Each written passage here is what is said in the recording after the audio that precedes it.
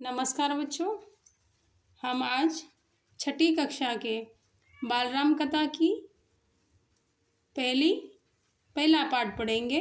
अवधपुरी में राम। ये रामायण की कथा है। वैसे तो बचपन में हमने रामायण देखा था टीवी में। ये तो सीबीएसई ने अभी ये इसको पाठ्य पुस्तक में शामिल किया है ताकि छोटे बच्चे अच्छे से पढ़ सकें। तो चलो शुरू करते हैं कहानी। अवधपुरी में राम। अयोध्या सरयू नदी के किनारे एक सुंदर नगर था। यह कौशल राज्य की राजधानी थी। इसमें इमारतें भव्य थी। इसकी सड़कें चौड़ी और सुंदर, बाग बगीचे भी थे।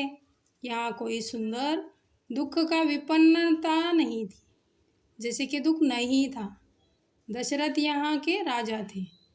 ये महाराज अज के पुत्र थे तथा महाराज रघु के उत्तराधिकारी भी थे। राजा दशरथ न्यायप्रिय, सदाचारी, मर्यादाओं का पालन करने वाले शासक थे। उनके पास सभी प्रकार का सुख था।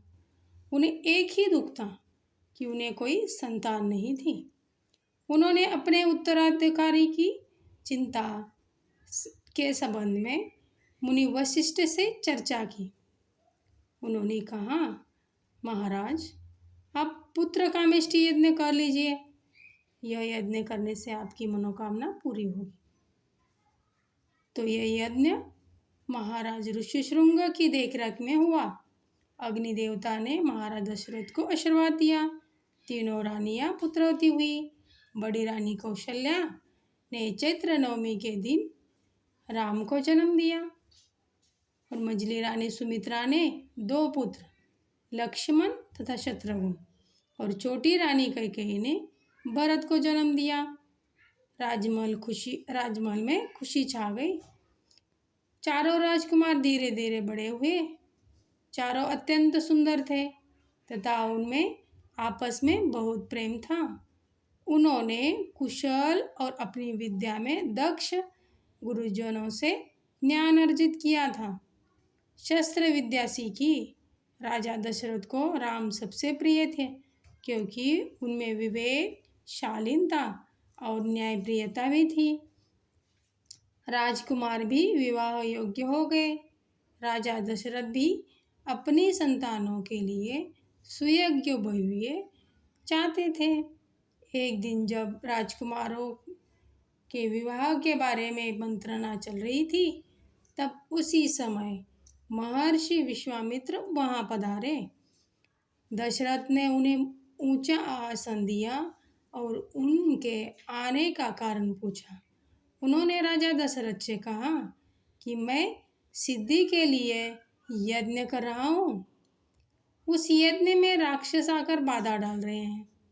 उन राक्षसों का आपका ज्येष्ठ पुत्र राम मार सकता है।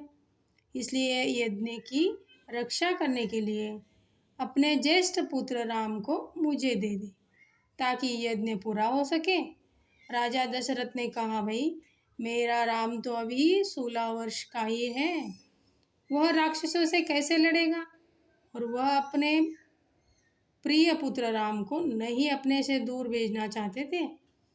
ऋषि ने दशरथ से कहा कि वे रघुकुल की रीति तोड़ रहे हैं। वह वचन देकर पीछे हट रहे हैं। यह कुल के विनाश का सूचक है। ऐसा होता देख मुनि वशिष्ठ आगे बढ़े।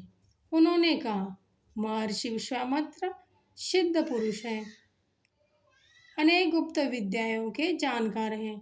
राम भी उनसे अनेक विद्याएं सीख सकते हैं। दशरथ ने दुखी मन से यह बात स्वीकार कर ली, परंतु उन्होंने राम के साथ लक्ष्मण को भी ले जाने का आग्रह किया। विश्वामित्र ने दशरथ की बात मान ली। दशरथ ने राम लक्ष्मण को दरबार में बुलाकर अपने निर्णय के बारे में बताया। दोनों भाइयों ने आदर से सिर झुका लिया। दोनों राजकुमार बिना देर किए महर्षि के साथ बिहड़ जंगलों की ओर चल पड़े। विश्वामित्र आगे आगे, राम और लक्ष्मण धनुष संभाले और तरकश बांधे पीछे चल रहे थे।